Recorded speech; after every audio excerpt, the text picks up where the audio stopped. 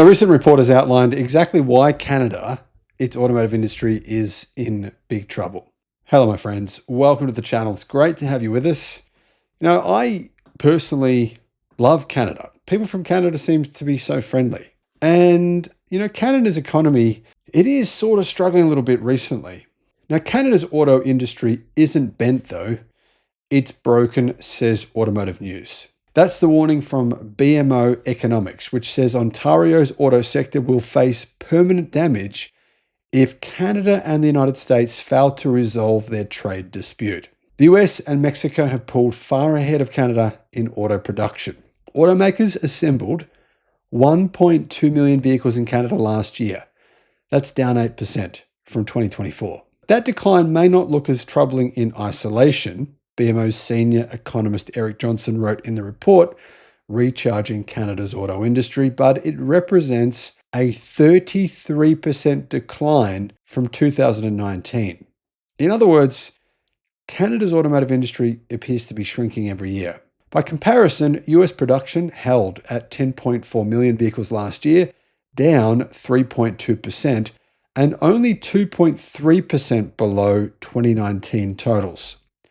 Mexico, meanwhile, has emerged as the regional outperformer with nearly 4 million vehicles produced in 2025, up 1.3% from 2024, and up more than 4% above pre-pandemic levels in 2019. So you can see there's some trends going on here. In short, Canada is the only North American producer still meaningfully below its pre-pandemic baseline, said Johnson. Now, experts are calling the situation in Canada a structural break, not a wobble. They're saying it's actually more serious than it appears. The report says the decline is more permanent than temporary, driven by government policy changes, collapsing EV demand, and EV demand has been collapsing. It's one of two countries in the whole world where EV demand has been collapsing after incentives expired in Canada and the US, and rising trade barriers within North America. Canada has since reintroduced a federal EV rebate worth up to $5,000 on qualifying vehicles, but you've got to qualify and it's not that easy. Need expert advice on what car to buy, what solar system to get, what home battery to get, or potentially for your business? You can get, guys, a one-on-one consultation directly with me, 60 minutes of tailored guidance. This might help you avoid making a huge mistake spending money when you shouldn't, or potentially save you a massive amount of money.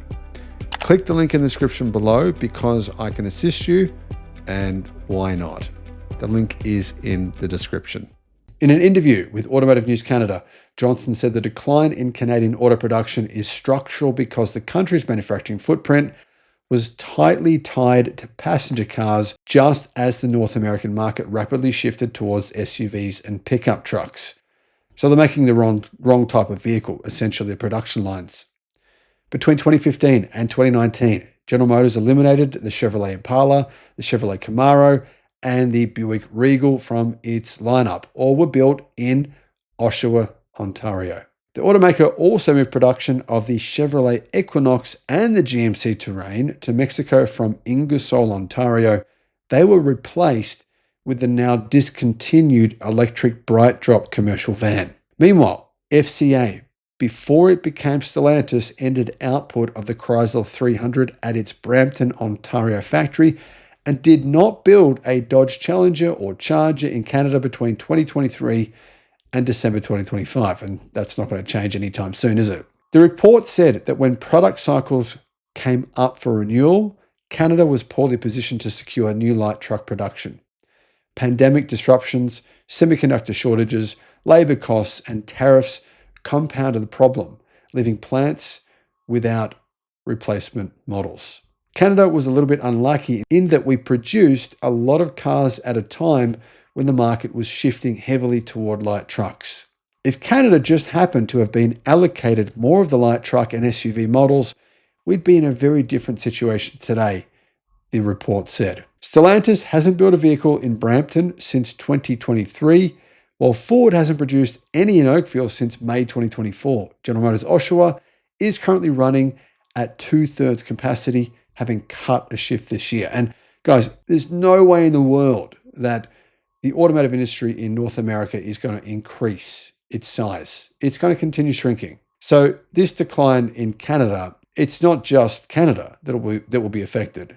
It's also the United States. Honda trimmed some passenger car programs from its Alliston, Ontario assembly complex, ending production of the Civic Coupe in 2020 and discontinuing the Insight Hybrid in 2022.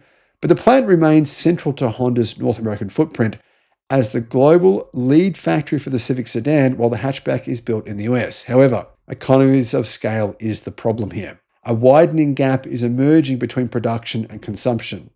Automakers sold 1.9 million new vehicles in Canada last year, roughly 700,000 more than the country produced. Remember though, you're about to receive a whole lot of Chinese electric cars too. Domestic demand though does not automatically translate into domestic assembly, because auto plants require massive scale to be economical. Typically, they need to build about 200,000 vehicles annually to actually work. And even if they do, sometimes they still can't make money. I mean, look at Stellantis, for example. Canada's demand is spread across several models, making it difficult for a single plant to reach efficient production volumes. Ford is retooling its Oakville assembly complex to build heavy-duty F-Series pickups, but Stellantis' Brampton assembly and GM's Chemie plant in Ingersoll are currently without product mandates. In other words, they don't have anything. Even if those plants were running, Canada would likely remain well below its historical output unless significant new investment and globally competitive models are secured, said the report. You'd need further investment for Canada to get back to where it used to be. And that's why the Canadian government is hoping that Chinese automakers will come and build factories there and build their cars in Canada. But you can imagine the United States doesn't want that. Canada have said that they are now open to that. And that's really a situation they've been forced into by the Trump administration. Permanent damage is going to happen. Earlier this year, fellow BMO economist Robert Kavcich warned that Manitoba, Quebec, and Ontario are most exposed to US tariffs because they produce automobiles, steel, and aluminium. All of them are subject to US President Donald Trump's Section 232 tariff rate of 25%, imposed in the name of national defense, which is ridiculous. But anyway, the tariff is big and it makes them uncompetitive. 25% is just too much. The longer trade uncertainty persists, Kavcich wrote in his January Provincial Credit Watch, the more likely it is that permanent damage will be inflicted on these industries. Johnson said Ottawa's new auto strategy, which scraps the EV mandate, restores rebates and offers tax incentives to attract manufacturers. This might stabilize demand, but it's unlikely to restore Canada's manufacturing footprint.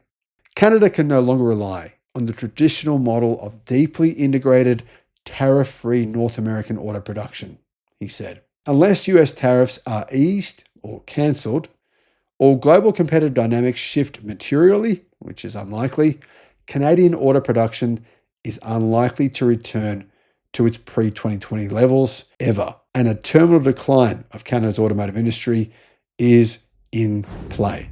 Let me know how you feel about this, particularly if you're from North America or Canada.